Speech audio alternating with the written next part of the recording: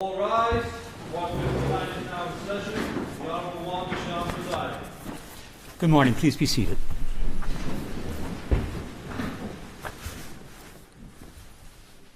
Calling Part 59 calendar number 1, Donald Trump, indictment 71543 of 23. Your appearances, please. Good morning. For the people, ADA's Joshua Steinglass, Christopher Conroy, Susan Hoffinger, Becky Mangold, Matthew Colangelo, and Catherine Ellis. Good morning, people. Emil Bovey for President Trump, who's appearing via Teams. He's co-located with my partner, Todd Blanche. All right. Good morning, Mr. Bovey. Good morning, Mr. Blanche. Good morning, Mr. Trump. Good morning. Although Mr. Bovey has already alluded to it, just for the record, I want to make clear that Mr. Blanche is appearing virtually with Mr. Trump. And you're currently in Florida, is that correct? Yes, that's correct, Your Honor. Okay, and Mr. Trump's other attorney, Mr. Bovey, is with us in the courtroom. Pursuant to this court's decision and order dated January 3rd, 2025, Mr. Trump was given the option of appearing virtually. And subsequently, counsel for Mr. Trump informed this court that Mr. Trump had elected to waive personal appearance and appear virtually. The position of sentence in this matter is permitted in New York, and I direct your attention to the matter of People v. Reyes, 72 Miscellaneous 3rd, 1133, 2021. Before turning to the matter of sentencing, I want to confirm that the people and defense counsel have both received copies of the probation report. You have not? Thank you. Let the record reflect that the people are being handed a copy now. Mr. Bovey's being handed a copy. Why don't you take some time to look at it, okay? Thank you.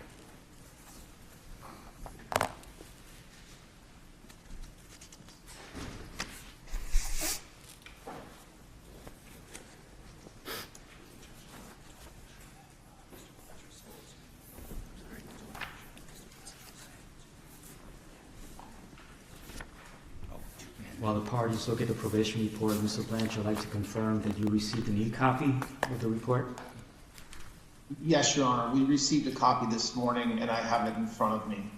Is there anything about that report that you would like to put on the record? Nothing other than the fact that it was that some of the facts and procedural history, especially involving other cases, are not up to date because of what's happened since the date of the report. But otherwise, given what we expect is happening today, nothing. Okay, thank you.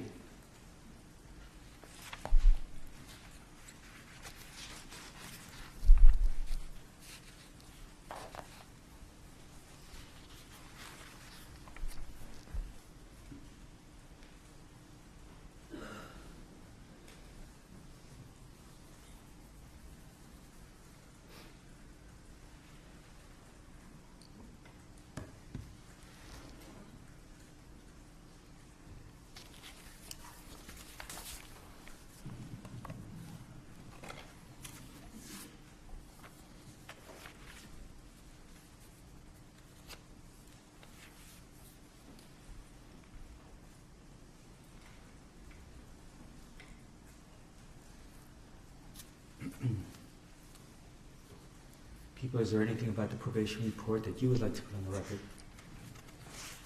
No, Judge, I'm just need a couple You need more minutes, time? if you Sure. don't mind.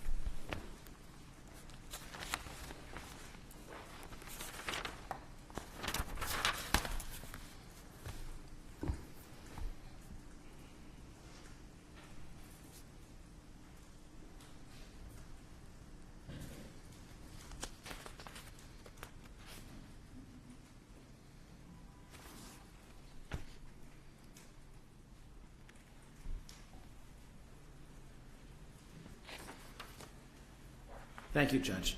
Sure. I don't think there's anything that we need to put on the record about it. Okay, thank you. Let's impose sentence, please.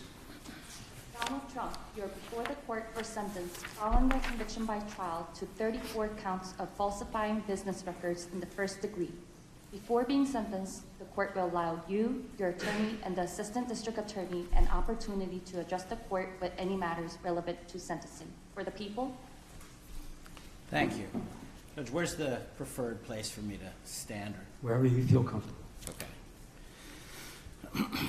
The defendant in this case, as you know, stands convicted of 34 counts of falsifying business records in the first degree, all Class E felonies. Each carries a range of authorized sentencing options for as much as 1 1/3 to 4 years in state prison to a variety of non-incarceratory sentences.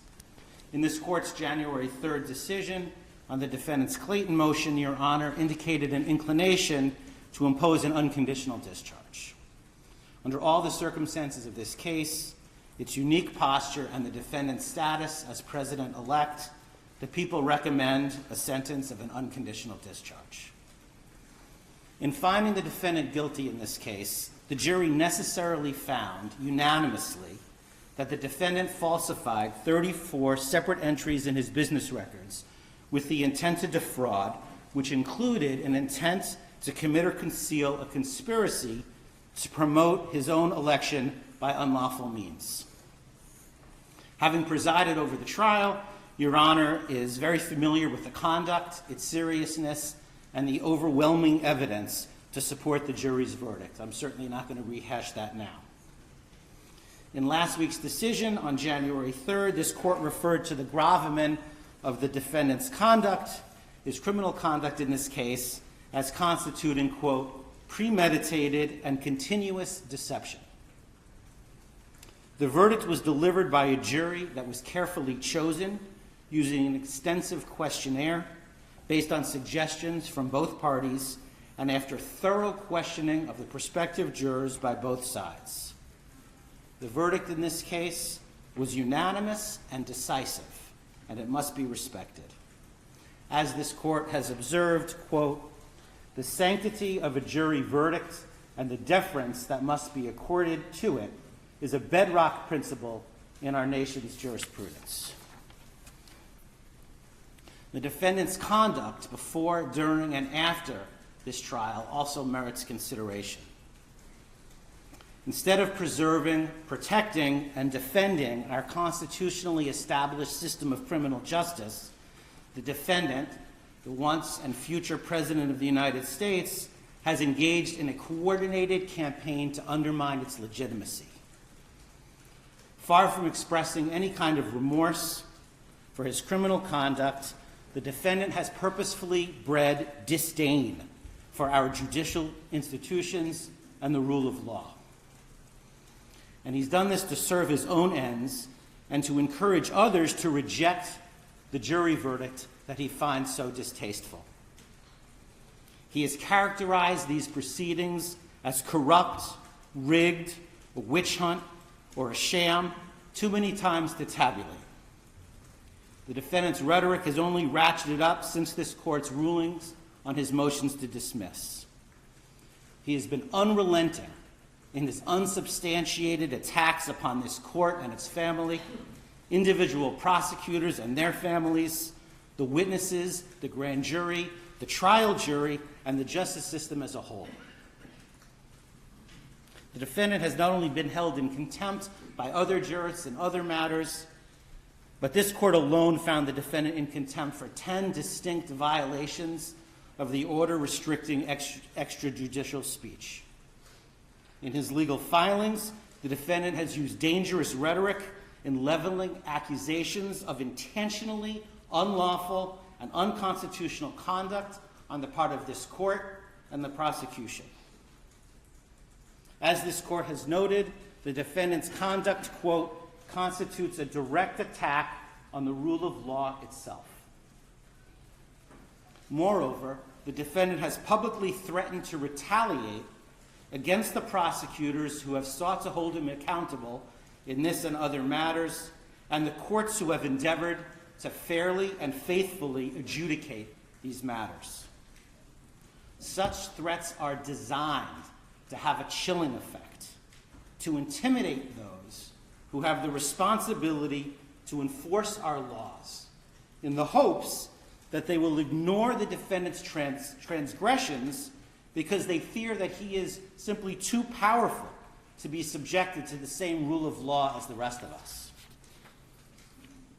In his 2024 end-of-year report, United States Supreme Court Chief Justice Roberts warned of the dangers of such conduct. Quote, "Public officials, too, regrettably, have engaged in recent attempts to intimidate judges. For example, suggesting political bias in the judge's adverse rulings without credible basis for such allegations," end quote. Chief Justice Roberts continued, quote, "Attempts to intimidate judges for their rulings are inappropriate and should be vigorously opposed. Public officials certainly have a right to criticize the work of the judiciary, but they should be mindful that intemperance in their statements when it comes to judges may prompt dangerous reactions by others." Chief Justice Roberts also spoke of the dangers of disinformation, which are, quote, "magnified by social media, which provides a ready channel to instantly spread rumor and false information." Put simply, this defendant has caused enduring damage to public perception of the criminal justice system and has placed officers of the court in harm's way. In the probation report, which we just received this morning, the author, having interviewed the defendant, noted that the defendant sees himself as above the law and won't accept responsibility for his actions. And that's certainly consistent with everything else that we've seen. Now, in a typical case, both the offense conduct and these other exacerbating factors would impact the appropriate sentence. But in this case, we must be respectful of the office of the presidency and mindful of the fact that the defendant will be inaugurated as president in 10 days. Any undischarged portion of a sentence has the potential to interfere with the defendant's performance of the duties of his office. As a practical matter, the most sensible sentence prior to his inauguration is an unconditional discharge. The court has expressed an inclination to do exactly that because, in the court's words, quote, "the most viable solution to ensure finality and allow defendant to pursue his appellate options is to proceed to sentence." Now, as you know, in New York, a conditional discharge is authorized by penal law, quote, "if the court, having regard to the nature and circumstances of the offense and to the history, character, and condition of the defendant, is of the opinion that neither the public interest nor the ends of justice would be served by a sentence of imprisonment and that probation supervision is not appropriate." An unconditional discharge is authorized if a conditional discharge is authorized and, quote, "if the court is of the opinion that no proper purpose would be served by imposing any condition upon the defendant's release."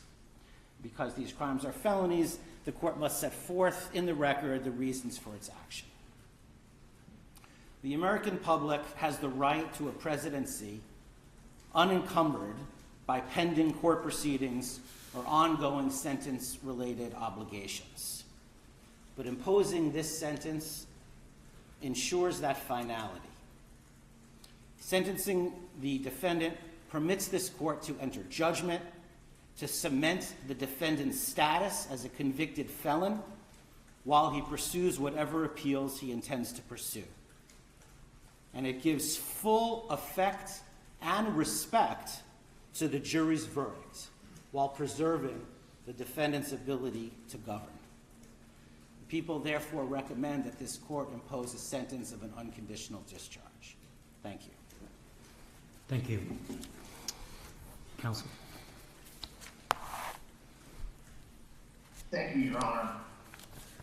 I very, very much disagree with much of what the government just said about this case about the legitimacy of what happened in this courtroom during the trial and about President Trump's conduct fighting this case from before it was indicted to while it was indicted, through the jury's verdict, and even to this day. What the government just said presupposes something that we disagree with very much, which was that this was an appropriate case to be brought. It was not. This case, without a doubt, knowing everything we know about the timing of the investigation, the fact that multiple prosecutors looked at the fact of this case, including prosecutors within the district attorney's office in New York County, and made a decision not to bring charges. As the court knows, shortly after President Trump announced his intention to run for re-election, this case was started for what amounted to a third time, which brings us ultimately to where we are today. A lot of what the government just said presupposes that this case is legally appropriate and that the charges that were brought by the people were consistent with the laws of New York. Again, we very much disagree with that, and as everybody has been noted, because it's true, we certainly intend on appealing that. And it's not, by the way, just counsel and President Trump that feels that way. There's many, many, many legal experts that share the same views that I just said, which is that legally this case should not have been brought, both based on the facts that were established at trial and also on the legal basis for which they were brought. But it's also not just the legal experts, not just counsel, and not just President Trump, but the majority of the American people also agree that this case should not have been brought. I mean, the interesting thing about the fact that there was a trial for the first time in our history, a criminal trial during an election season, is that the American voters got a chance to see and decide for themselves whether this is the kind of case that should have been brought. And they decided. And that's why in 10 days, President Trump was going to assume the office of the President of the United States. And certainly we're here for the court to sentence President Trump to an unconditional discharge. And for that, it's a very sad day.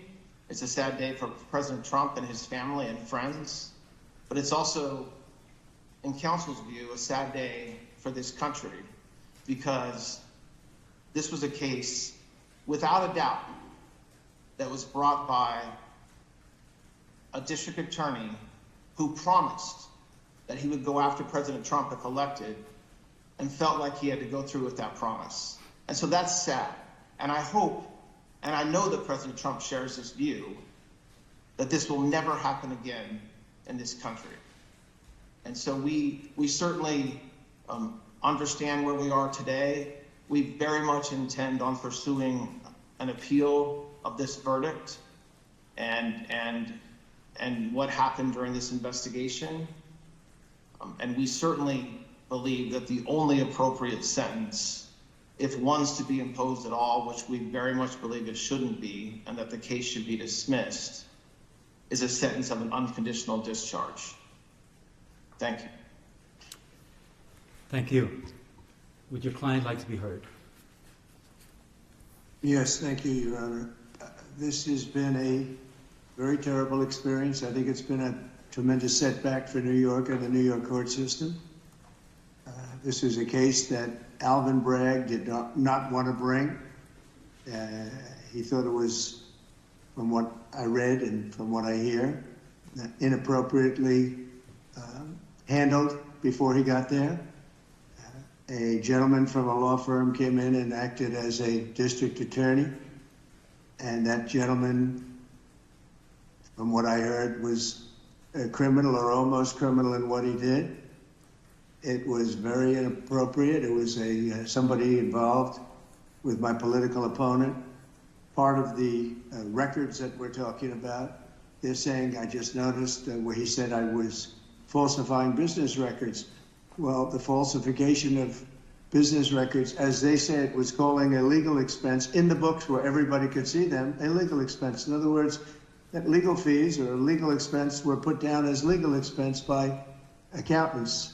They weren't put down by me, they were put down by accountants. I didn't call them construction, concrete work, I didn't call them electrical work, I didn't call them any. They called a legal fee or a legal expense, and for this, I got indicted. It's incredible, actually. Now, if you look, my attorney alluded to it, the top legal scholars and legal pundits in this country, the ones that are quoted all the time on television, that are making their views felt and highly respected people, have said, everyone, virtually everyone that I know of, I haven't seen any to the contrary, not one, and none of these people are not exactly friends of mine, to put it mildly, but they all said this is a case that should have never been brought. It's an injustice of justice.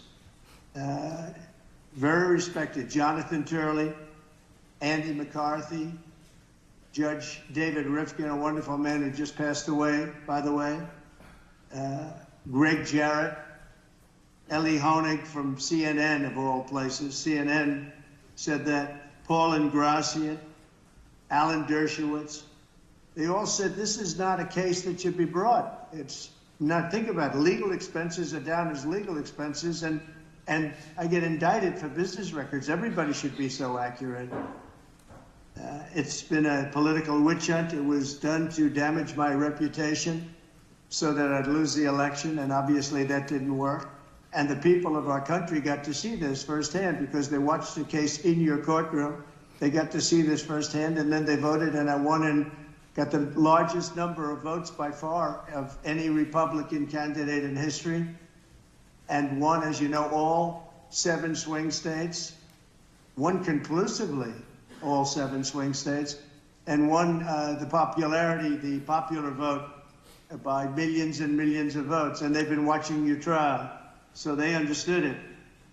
I wasn't allowed to use the lawyer-client privilege or the reliance on counsel. I had a lawyer that made this deal, and he admitted that. And he was also a totally discredited person. We weren't allowed to use the information from the Southern District that totally discredited him. It wasn't allowed to be put in. And that was terrible, unbelievable. And this is a man who's got no standing. He's been disbarred on other matters, unrelated. And he was allowed to talk as though he were George Washington. But he's not George Washington. He shouldn't have been allowed. The Southern District did a book of approximately 28 pages where I've never seen anything like it. They excoriated him. You wouldn't let it be put into evidence. So he was able to testify as a witness, and I think it's a disgrace to the system. I was under a gag order. I'm the first president in history that was under a gag order where I couldn't talk about aspects of the case that are very important. I guess I'm still under, so probably I won't do it now. I assume I'm still under a gag order. But the fact is that I'm totally innocent. I did nothing wrong. They talked about business records, and the business records were extremely accurately counted. I had nothing to do with them. That was done by an accountant or bookkeeper who I think gave very credible testimony and was corroborated by everybody that was asked. And with all that's happening in our country today, with a city that's burning to the ground, one of our largest, most important cities burning to the ground, with wars that are uncontrollably going on, with all of the problems of inflation and attacks on countries and all of the horrible things that are going on, I got indicted over calling a legal expense a legal expense. It was called a legal expense. I just want to say I think it's an embarrassment to New York, and New York has a lot of problems, but this is a great embarrassment. I believe that this and other cases that were brought, as you know, the DOJ is very much involved in this case. It's because that's the political opponent they're talking about. The DOJ is very involved. You have a gentleman sitting right there from the DOJ who was from the DOJ's office. He was also involved with the New York State Attorney General's case. And he went from there to here. He went around and did what he had to do. He got them to move on me. But in the meantime, I won the election, and a massive landslide, and the people of this country understand what's gone on. This has been a weaponization of government. They call it lawfare. Never happened to any extent like this, but never happened in our country before. And I'd just like to explain that I was treated very, very unfairly. And I thank you very much. Thank you, Mr. Trump. Mr. Trump, you appear before this court today to conclude this criminal proceeding by the imposition of sentence. Although I have taken the unusual step of informing you in advance of my inclinations, before imposing sentence, I believe it is important for you, as well as those observing these proceedings, to understand my reasoning for the sentence I am about to impose. The imposition of sentence is one of the most difficult and significant decisions that any criminal court judge is called upon to make. Our legislature sets the parameters for an authorized sentence, but it is a judge that must decide what constitutes a just conclusion to a verdict of guilty.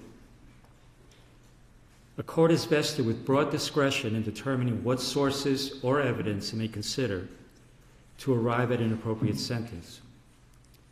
In doing so, the court must consider the facts of the case along with any aggravating or mitigating circumstances.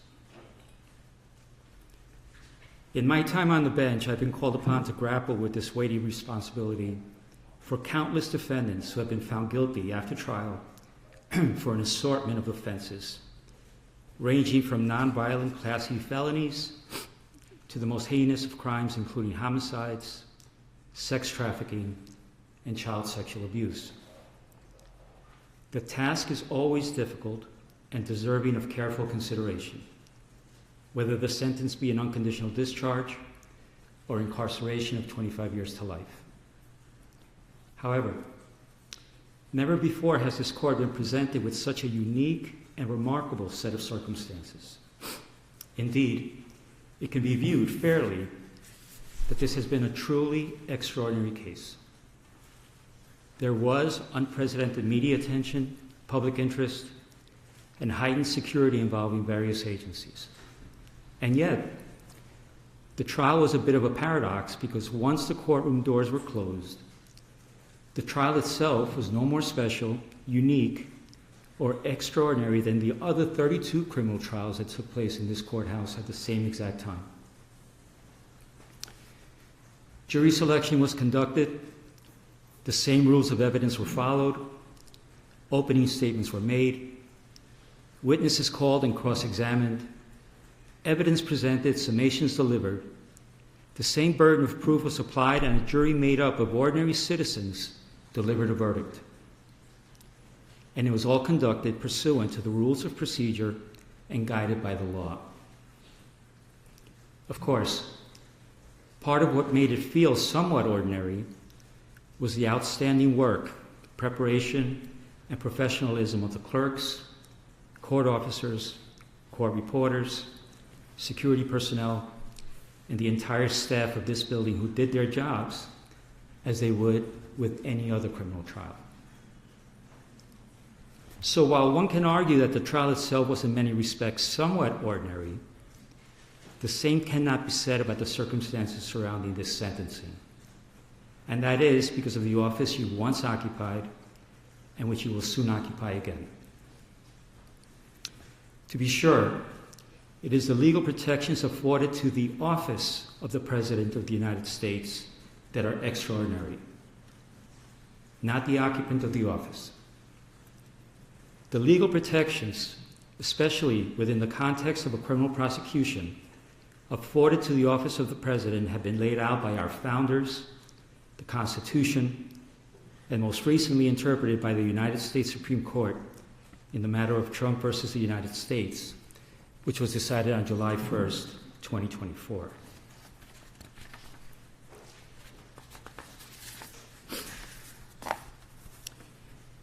As with every other defendant in your position, it is my obligation to consider any and all aggravating and mitigating factors to inform my decision. Some of those aggravating factors have already been articulated in my Sandoval ruling at the start of this trial, and by my recent written decisions on December 16th and January 3rd. Thus, they need not be repeated at this time. However, the considerable, indeed, extraordinary legal protections afforded by the office of the Chief Executive is a factor that overrides all others. To be clear, the protections afforded the office of the President are not a mitigating factor. They do not reduce the seriousness of the crime or justify its commission in any way. The protections are, however, a legal mandate which, pursuant to the rule of law, this court must respect and follow. However, despite the extraordinary breadth of those protections, one power they do not provide is the power to erase a jury verdict. It is clear from legal precedent, which until July 1st was scarce, that Donald Trump, the ordinary citizen, Donald Trump, the criminal defendant, would not be entitled to such considerable protections. I'm referring to protections that extend well beyond those afforded the average defendant who winds their way through the criminal justice system each day. No, ordinary citizens do not receive those legal protections. It is the office of the President that bestows those far-reaching protections to the office holder. And it was the citizenry of this nation that recently decided that you should once again receive the benefits of those protections, which include, among other things, the Supremacy Clause and presidential immunity. It is through that lens and that reality that this court must determine a lawful sentence. After careful analysis, in obedience to governing mandates, and pursuant to the rule of law, this court has determined that the only lawful sentence that permits entry of a judgment of conviction without encroaching upon the highest office in the land is an unconditional discharge, which the New York State Legislature has determined is a lawful and permissible sentence for the crime of falsifying business records in the first degree. Therefore, at this time, I impose that sentence to cover all 34 counts. Sir, I wish you Godspeed as you assume your second term in office. Thank you. Thank you for watching. Make sure you subscribe to our YouTube channel and watch more videos from News Channel 20.